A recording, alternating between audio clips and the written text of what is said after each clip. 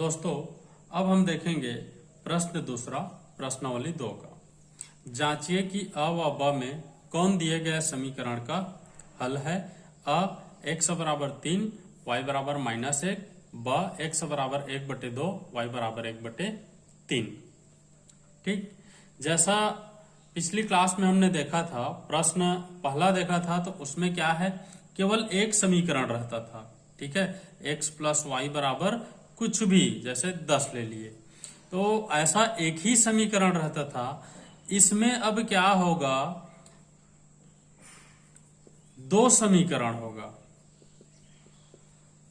यह समीकरण 2, इस प्रश्न में दो समीकरण होगा, और जैसा x और y के मान को इसके लिए रखते थे तो इसको संतुष्ट करता था तो वह आंसर होता था, और संतुष्ट नहीं करता था तो वह आंसर नहीं होता था।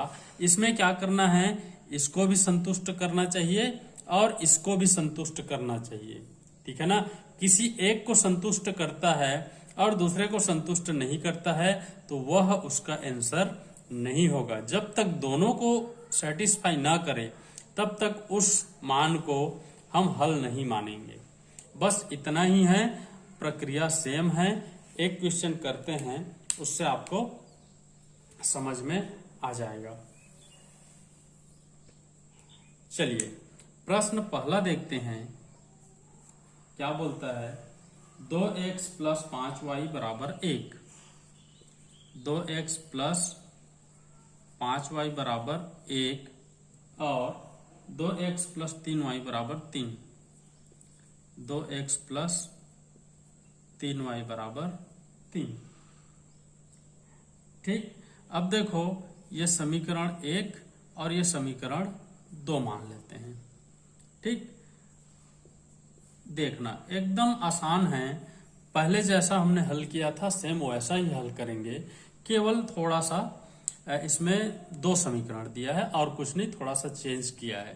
अब देखो, x व y का मान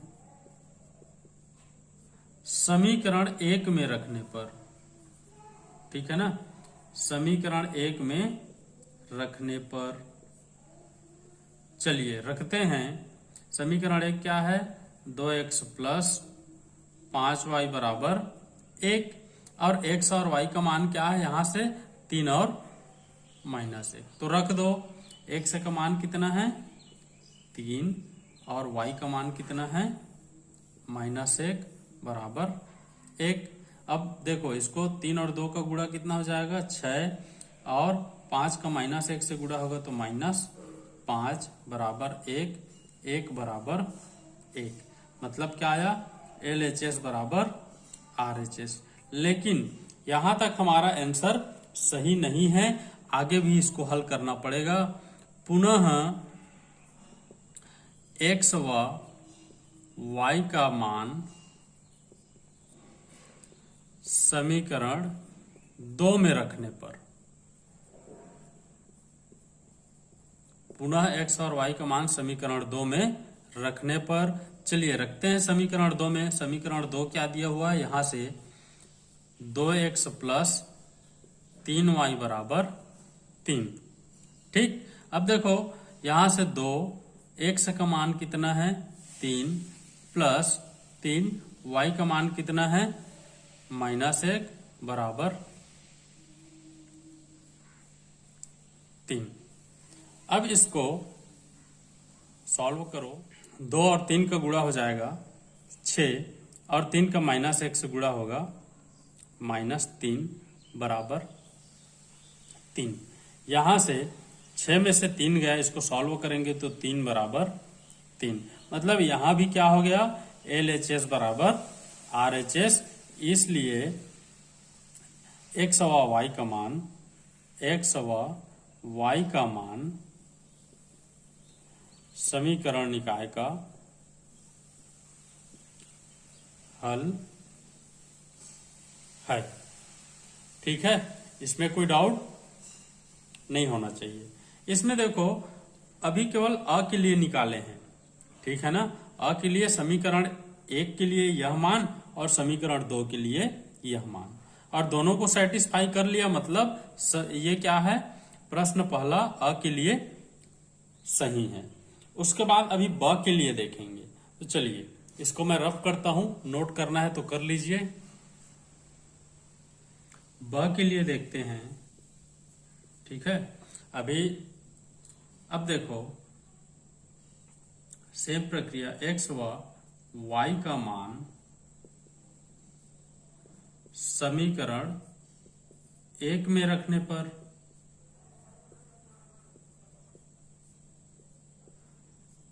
चलो रखते हैं। समीकरण 1 क्या है, 2x प्लस 5y बराबर 1, और x और y का मान यहां से उठाना है क्योंकि ब के लिए सॉल्व कर रहे हैं। तो चलिए 2 x का मान क्या हो जाएगा, 1/2 प्लस 5 y का मान 1/3 बराबर 1। अब इसको सॉल्व करो, ये और ये कैंसल, ठीक है। 1 प्लस 5/3 बराबर 1, ठीक।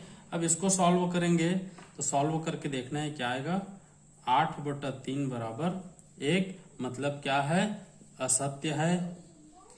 अब देखो आगे हल करना चाहते हो तो ठीक, नहीं तो यहां पर एक मान को सेटिस्फाई नहीं किया, एक समीकरण को, तो दूसरा समीकरण को सेटिस्फाई कर भी लेगा तो भी वह उसका आंसर नहीं है।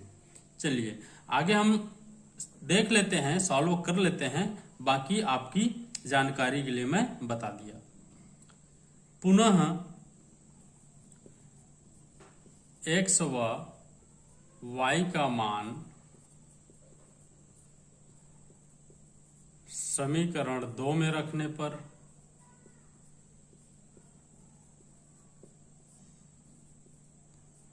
ठीक।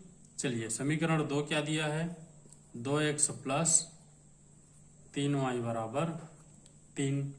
अब यहां से x का मान 1/2 प्लस y का मान 1/3 बराबर 3।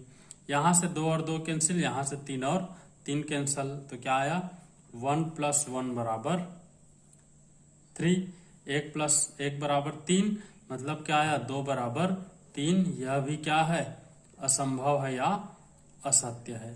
तो इसमें दोनों को सेटिस्फाई नहीं किया, मतलब ये जो x और y का मान है वह समीकरण निकाय का हल नहीं है, ठीक, हल नहीं है। आपको एग्जाम में इसी प्रकार से बनाना है, बाकी तो आप इसको देखकर भी सॉल्व कर सकते हो, मन में भी कैलकुलेट करके इसको सॉल्व कर सकते हो, लेकिन एग्जाम में आपको ऐसे ही बनाना पड़ेगा। तो ये तो था प्रश्न दूसरा का पहला प्रश्न, ठीक है। प्रश्न दूसरा का पहला प्रश्न मैं सॉल्व कर दिया। इसमें और 3 गणित और हैं, किसी एक गणित को मैं सॉल्व करके दिखाता हूं। देखिए तीसरा या चौथा लेते हैं, ठीक, बाकी को आप प्रैक्टिस करके देखोगे। तीसरा या चौथा गणित लेते हैं, तब तक इसको नोट करना चाहते हो तो नोट कर लो। तीसरा गणित लेते हैं, दिखने बस में लेंदी दिख रहा है बट बहुत ही आसान है। देखो 2x माइनस 3/y बराबर 9, ये समीकरण 1। उसी प्रकार 3x प्लस 7/y बराबर 2, ये समीकरण 2।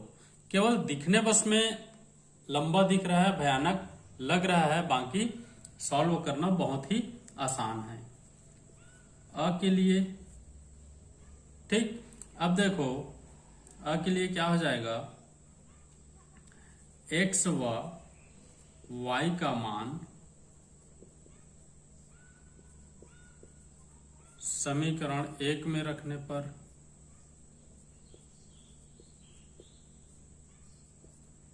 चलो रख दो, यहां से 2 और x का मान कितना है, 3 माइनस 3/y का मान -1 बराबर 9।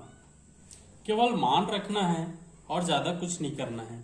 अब इसको सॉल्व करो, 3 और 2 का मल्टीप्लाई कितना हो जाएगा 6, माइनस और माइनस प्लस, और ये क्या हो जाएगा 3/1 बराबर 9। अब देखो बटा में 1 है, मतलब ये क्या हो गया, इसका कोई वैल्यू नहीं है, मतलब क्या हो गया 9 बराबर 9, LHS बराबर RHS। ठीक, अब देखो ब के लिए भी देखेंगे,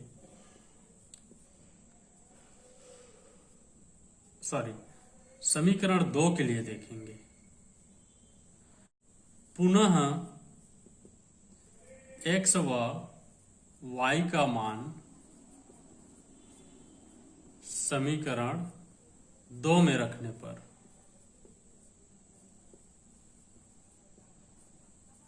चलिए रखते हैं। यहां से 3, x का मान क्या है 3, प्लस 7/y का मान क्या है -1 बराबर 2। इसको सॉल्व करो, 3 और 3 का गुणा कितना हो जाएगा 9, माइनस और प्लस माइनस, ये क्या हो जाएगा 7/1 बराबर 2। नीचे में बटा में 1 है, मतलब क्या हो गया कुछ नहीं, बराबर 2, 2 बराबर 2। यहां भी क्या हो गया LHS बराबर RHS, मतलब x व y का मान, ठीक है, x व y का मान समीकरण का हल है।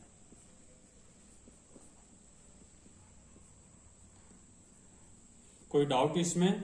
केवल दिखने में प्रॉब्लम बड़ा लग रहा था, बाकी कोई बड़ा प्रॉब्लम नहीं था, आसानी से सॉल्व हो गया। चलिए इसको नोट कीजिए, तब तक ब की तैयारी करते हैं। ब के लिए भी इसको निकालना है, चलिए इसको नोट कीजिए। चलिए ब के लिए देखते हैं, देखो केवल डाटा चेंज होगा, x व y का मान समीकरण 1 में रखने पर